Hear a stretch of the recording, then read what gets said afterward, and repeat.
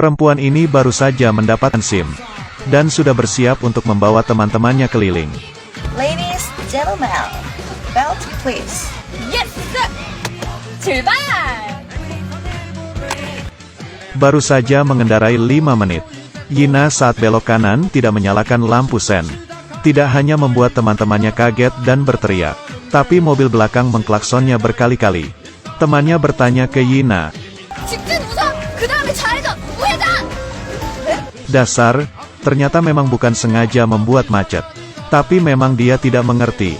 Saat itu temannya dengan kaget menyadari, mobil dari tadi, lampu spionnya tidak dibuka. Semuanya pun menjadi ragu. Yina tidak menjelaskan, dan membalikkan kepalanya bertanya. Teman-teman langsung berteriak menyuruhnya perhatiin depan. Yina yang kaget langsung rem mendadak. Kaca spion, kamu cepat buka kaca spion. Tapi Yina tidak tahu harus menekan tombol yang mana.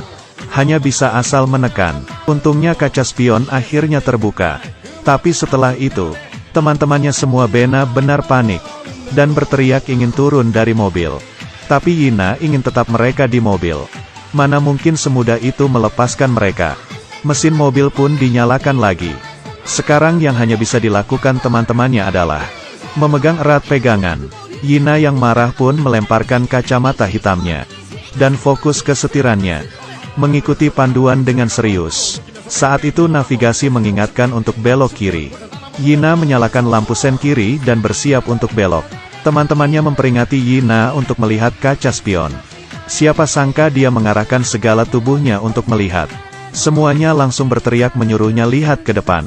Yina yang kaget tangannya gemetar. Mobil seperti mabuk.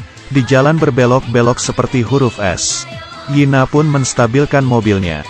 Perlahan-lahan mengendalikan setir. Ternyata tidak hanya mengagetkan mobil orang lain, tapi teman-temannya berteriak lebih keras lagi. 괜히 아는 척이 아니지! 그동안 운전을 어떻게... Karena tidak bisa apa-apa, temannya akhirnya membuka jendela mobil, dan mengeluarkan kepalanya meminta tolong mobil di belakang untuk nyetir dengan pelan. Di bawah omelan temannya, Yina dengan sekejap berhasil memotong jalan.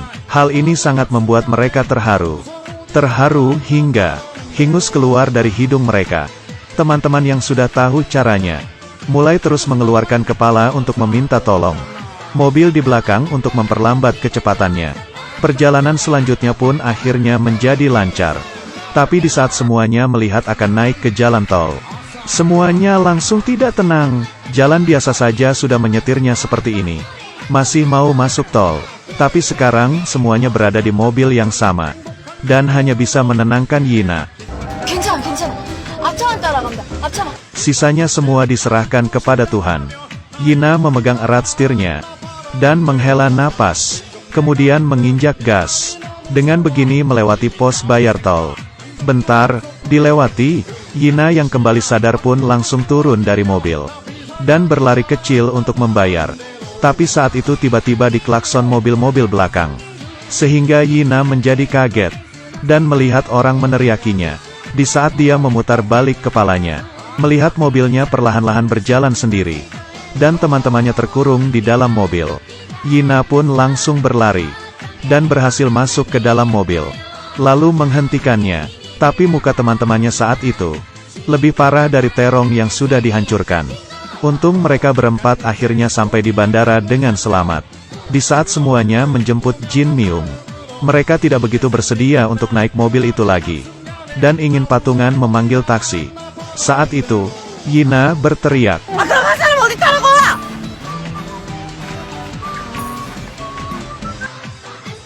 teman-temannya yang tidak bisa apa-apa pun akhirnya kembali ke mobil Yina. Baru saja naik, 차 빼는 거 도와줘야지. teman-temannya pun turun dari mobil dan membantunya mengarahkan. Tapi dia menginjak gas dan mengagetkan semua orang. Alasannya karena dia belum menarik rem tangan. Memundurkan mobil pun dimulai. Teman-teman di luar melambai-lambaikan tangannya. Yina yang di dalam mobil masih tetap hanya mengendarai maju mundur di tempat yang sama. Jin Myung yang duduk di sebelahnya pun hampir mau muntah.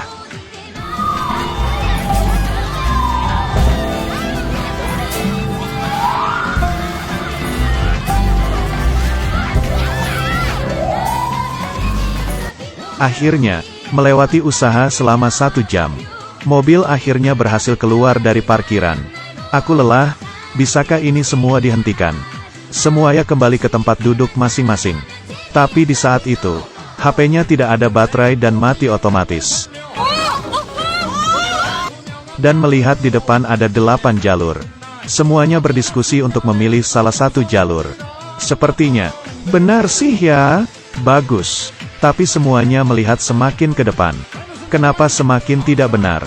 Sepertinya malah masuk ke sebuah hutan. Tapi mereka tidak berbalik arah. Malah terus jalan ke depan. Ini bukannya karena tidak bisa berbalik kan? Dengan begitu, mereka sampai di suatu rumah.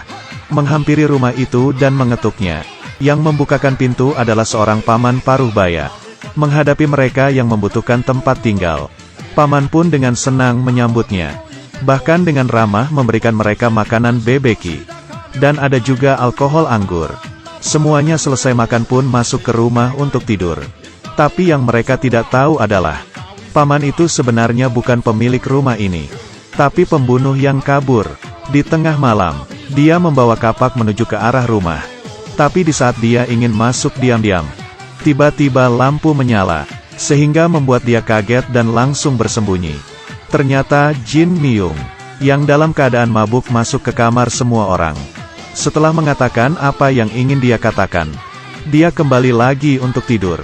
Melihat lampu yang dimatikan lagi, paman ini bersiap untuk membuka pintu. Siapa sangka lampu menyala lagi. Kali ini adalah Ji-won. Si paman merasa putus asa. Siapa sangka, 5 wanita cantik ini, ada 4 yang bisa tidur berjalan. Dengan begini semuanya berganti-gantian bangun dan tidur. Paman di luar menunggu hingga langit terang. Ah, sialan, si paman sudah tidak tahan lagi. Kemudian dia menemukan obat, dan mencampurinya ke dalam kopi. Lalu memberikannya ke Yina yang menyetir mobil. Tak disangka Yina hanya memegangnya, dan tidak meminumnya, lalu memberikannya ke Jin Myung sebagai hadiah perjalanan. Dan Jin Myung membawakan kopi itu ke Ji-won. Untuk kompensasinya karena tidur berjalan semalam, Ji-won bersiap minum sambil tiduran. Tapi malah tumpah ke badannya. Kemudian dia menyisakan kopi itu untuk Eng Jae. Eng Jae tidak suka minum kopi. Lalu memberikannya ke Ye-eng. Di saat Ye-eng bersiap untuk minum, dia menemukan kopi itu sudah dingin. Sudah dioper-oper selama sejam, gimana gak dingin ya? Kemudian dia menggantinya ke gelas yang lebih besar dan menjadi es kopi. Di saat bersiap untuk minum, ditahan oleh Yina. Akhirnya, di saat semuanya pergi, mereka memberikan 2 gelas ke si paman. Melihat mereka yang sudah pergi, dia pun meminum kopi dingin itu. Ah, gelombang-gelombang nikmat. Kemudian paman mulai mengasah pisaunya, bersiap untuk membunuh pasangan suami istri ini. Tapi di saat dia mengambil pisau, efek obat itu mulai berjalan. Dia langsung pingsan di depan pasangan suami istri. Ini benar-benar hanya karena hasil oper-operan. Yang kena ternyata malah dirinya sendiri. Ternyata kumpulan gadis itu benar-benar suka saling berbagi ya. Keberuntungan mereka tidak begitu jelek. Meski perjalanan agak sedikit bermasalah, tapi tidak bisa dikatakan kalau akhirnya juga tetap baik. Di sini aku memberitahu kalian satu kalimat.